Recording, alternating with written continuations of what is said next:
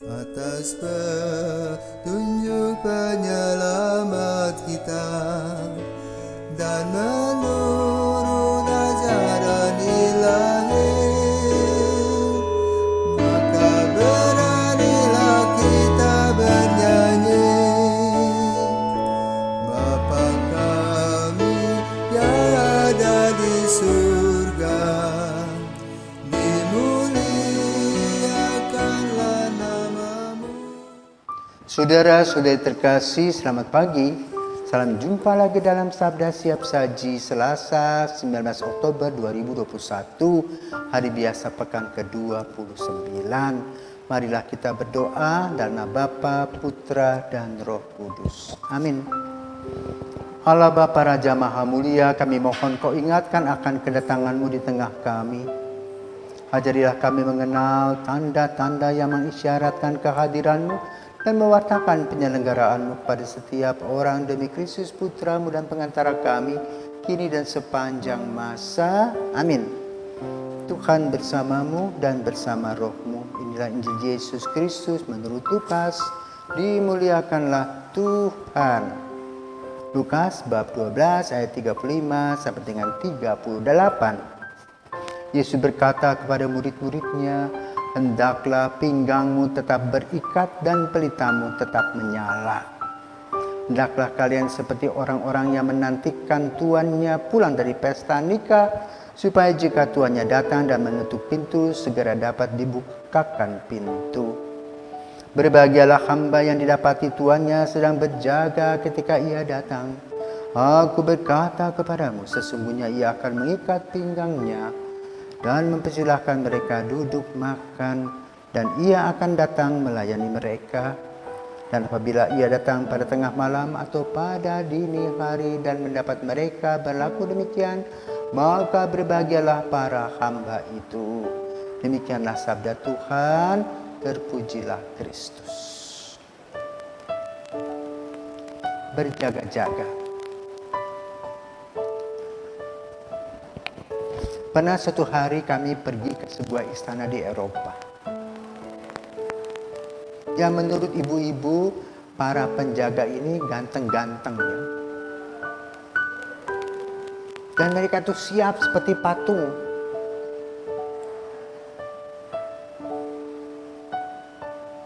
Ada yang iseng ibu-ibu ini. Tiba-tiba dia pencet hidungnya orang itu. Dia bilang, bukan patung loh, orang loh. Ya, mungkin kalau kita sudah dipentung ibu ini, tapi dia betul berjaga-jaga, berdiri, tegak. Coba perhatikan di istana-istana itu, di depannya penjaga-penjaga itu berdiri dengan senjatanya. Artinya apa? Kalau ada orang yang aneh, nah itu baru dia bergerak. Nah, hari ini kita mendengarkan kata berjaga-jaga. Ya, ada jaga siang, jaga malam. Tapi kita berjaga-jaga 24 jam. Terhadap siapa berjaga-jaga itu? Terhadap hal-hal yang merusak relasi kita dengan Tuhan. Yang merusak relasi iman kita. Harapan dan kasih. Dengan melalui apa? Kenikmatan-kenikmatan. Maka di dalam mengikuti Yesus, berbahagialah hamba yang jujur. Jadi kejujuran ini penting untuk mengikuti Yesus. Apalah artinya kita berbohong, ya, mengarang-mengarang, bilang pengalamanku begini, padahal omong kosong. Bohong itu untuk apa? Lebih baik apa adanya. Itu yang dikehendaki oleh Yesus. Kepolosan hati. Juga tahu kapan harus ke gereja, kapan ikut live streaming, kapan berdosario. Tidak semua diborong, tapi perilaku bertentangan. Ada loh petugas-petugas yang hebat, tapi pekerjaannya menipu orang. Aduh, kasihan deh. Ini tentu tidak cocok dengan apa yang dikatakan oleh Yesus. Karena apa? Konsepnya mengikuti Yesus adalah akulah jalan, kebenaran, dan hidup. Jadi berjalan di jalan yang benar. Tahu hak dan kewajiban. Maka kita diingatkan oleh peristiwa padang gurun Yesus. Di mana Yesus bertapa, yang berpuasa 40 hari 40 malam. Apa yang digelutinya?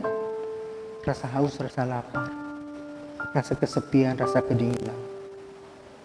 Maka dia dicoba, digodai. Untuk apa makan? Diberi roti. Itu kenikmatan-kenikmatan yang ditawarkan. Dan hal itu baru terjadi ketika kita duduk di sebuah institusi. Di mana kita diberikan tanggung jawab dan itu berlimpah uangnya.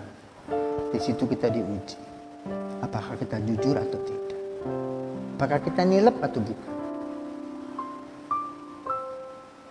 Kenikmatan. Maka di dalam peristiwa padang gurun itu, kegelapan mengatakan, ubahlah batu ini jadi roti. Lalu apa kata Yesus? Manusia tidak hanya makan dari roti saja, tapi dari firman Tuhan. Jalan yang benar dan lurus, jangan ikuti Adam dan Hawa. Kedua, diperlihatkan kekuasaan, kemegahan. Jatuhkan dirimu.